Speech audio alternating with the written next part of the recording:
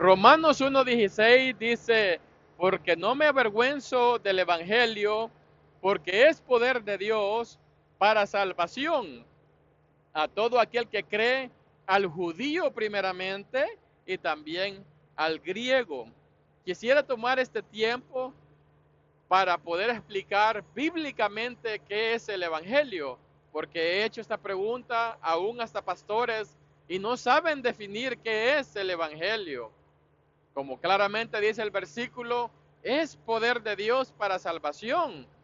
Pero si no sé qué es el Evangelio, ¿cómo yo voy a poder primeramente obedecerlo y después perseverar en eso para ser salvo? Es ilógico. Necesito saber qué es el Evangelio. Muchos se hacen llamar cristianos y no saben definir qué es el Evangelio bíblicamente. Por dos razones por lo menos. Una, porque no son enseñados bien en sus congregaciones. Segundo, porque no escudriñan la palabra del Señor. Entonces, ¿qué es el Evangelio? Algunos dicen es toda la Biblia, otros dicen es el Nuevo Testamento, otros dicen son los cuatro evangelios, Mateo, Marcos, Lucas y Juan, pero no definen bíblicamente qué es el Evangelio. La palabra del Señor tiene que definirnos qué es el Evangelio, no es mi opinión. Es la palabra del Señor la que tiene autoridad. Y vamos a definir qué es el Evangelio. Primeramente, también he oído esto. Dicen, es el buen mensaje, son buenas nuevas. Amén. Es correcto. Son las buenas nuevas. Pero, ¿qué es? ¿Cuáles son las buenas nuevas? ¿Qué dice la palabra del Señor acerca de las buenas nuevas? Este es un gran mandamiento que nuestro Señor Jesucristo nos ha dejado. La gran comisión, dice en Marcos capítulo 16, versículo 15 a 16, y les dijo, id por todo el mundo y predicad el evangelio a toda criatura. El que creyere y es añadición, son dos cosas, y fuere bautizado será salvo, mas el que no creyere será condenado. Ahora bien, otra vez, para yo ser salvo y ser bautizado y perseverar, necesito saber qué es el Evangelio. Los hermanos obedecieron a este gran mandamiento. El apóstol Pedro, en capítulo 2 del libro de los Hechos, predicó el Evangelio. Él fue obediente y primeramente en la casa de Israel, como dice en Romanos capítulo 1, versículo 16. Después fue al griego, o sea, los gentiles, ahí entramos nosotros. Y eso lo podemos encontrar también en Hechos capítulo 10, la conversión de Cornelio. Cornelio no era judío, él era griego, romano. Así que la palabra del Señor se hizo conforme, los hermanos hicieron conforme a lo que dice la palabra del Señor. Predicaron el Evangelio primeramente al judío y después también al griego. Aquí podemos ver que el apóstol Pedro predicó a los israelitas, primer sermón de nuestro hermano Pedro. Dice, versículo 22, varones israelitas, oíd estas palabras, Jesús Nazareno, varón aprobado por Dios entre vosotros, con las maravillas, prodigios y señales que Dios hizo entre vosotros, por medio de él, como vosotros mismos sabéis. Los israelitas vieron de antemano los milagros del Señor. Versículo 23, a este entregado por el determinado consejo y anticipado conocimiento de Dios, prendisteis y matasteis por manos de inicuos, crucificándole. Aquí hay dos cosas. La muerte del Señor Jesucristo por medio de la cruz y también si murió, la sepultura. Pero mire lo que dice el siguiente versículo, el cual Dios levantó de entre los muertos, suelto los dolores de la muerte, por cuanto era imposible que fuese retenido por ella. La muerte no pudo retener al Señor Jesucristo. Entonces, aquí hay tres cosas: muerte, sepultura y resurrección del Señor Jesucristo. Muerto el Señor crucificado por mis culpas, porque de igual manera como estos israelitas consintieron a la muerte del Señor y las manos de los gentiles, o sea, los romanos, llevaron a cabo esta muerte del Señor, yo también soy culpable, porque el Señor vino por los pecadores y yo soy pecador. Acepto que soy pecador. El que dice que no es pecado, no ha cometido pecado o no es pecador, hace al Señor mentiroso. El Señor vino por nosotros los pecadores y murió en la cruz por nosotros y fue sepultado y resucitó al tercer día. Tres cosas pasaron. Tenía que pasar esto para dar este buen mensaje, como también el Señor Jesucristo hablando en Mateo capítulo 12, versículo 40, hablando de Jonás, dice: porque como estuvo Jonás en el vientre del gran pez 3 días y 3 noches, así estará el Hijo del Hombre en el corazón de la tierra 3 días y 3 noches.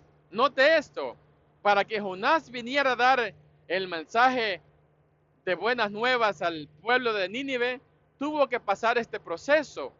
Estuvo en el pez, adentro del pez 3 días y 3 noches.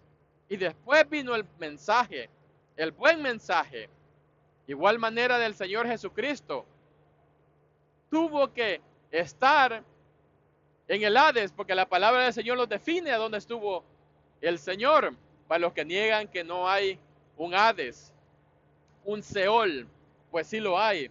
El Señor Jesucristo fue al Hades, pues no lo retuvo la muerte allá, sino que resucitó al tercer día. Y estas son las buenas nuevas, que Él pagó por nuestras culpas, nuestros pecados, y también resucitó para darnos esas buenas nuevas, porque esta gran comisión de ir por todo el mundo a predicar este evangelio fue después de la resurrección del Señor Jesucristo. No podía haber evangelio, buenas nuevas, sin antes que pasara esto: muerte, sepultura y resurrección. Por eso el mandamiento es después de todo esto.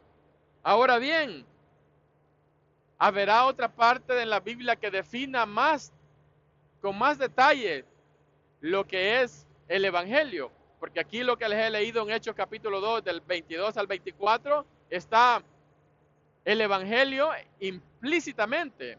Sí está diciendo que hay crucifixión, o sea, muerte, sepultura y también resurrección, porque no lo retuvo la muerte, no retuvo la muerte al Señor Jesucristo en el Hades. Pero verá otra parte en la Biblia que los defina qué es el evangelio. Sí lo hay. Dejemos que la palabra del Señor nos la defina. En capítulo 15 de Primera de Corintios, versículo 1 al 4, había un problema grave en los corintios. Ellos no estaban creyendo en la resurrección de los muertos. ¿Y cómo es que no iban a creer en la resurrección de los muertos si ellos mismos habían oído este evangelio y oyeron? Y algunos aún fueron testigos de la resurrección del Señor Jesucristo. O sea, sí hay resurrección de los muertos. ¿Se efectuará esto? Claro que sí. Y los cristianos de los corintios habían olvidado esto. Entonces el apóstol Pablo le vuelve a repetir el evangelio. ¿Cómo que ustedes no creen en la resurrección de los muertos, pero creyeron en esto? Les recalca. Primera de Corintios capítulo 15 versículo 1 al 4. Además os declaro, hermanos, el evangelio, otra vez aquí la palabra evangelio, buenas nuevas, buen mensaje, que os he predicado, el cual también recibisteis, el cual también perseveráis, porque es necesario perseverar en lo que hemos creído. No se trata de decir, sí, ya creí, ser bautizado y ya estuvo. Es necesario perseverar en el Evangelio. No olvidemos estas cosas. Versículo 2. Porque por el cual asimismo, si retenéis la palabra que os he predicado, o sea, el Evangelio, sois salvos. Si no, creísteis en vano. Porque primeramente os he enseñado lo que asimismo recibí. El apóstol Pablo recibió también lo mismo. El mensaje, el Evangelio. Que Cristo murió por nuestros pecados conforme a las Escrituras, y que fue sepultado y que resucitó al tercer día conforme a las Escrituras.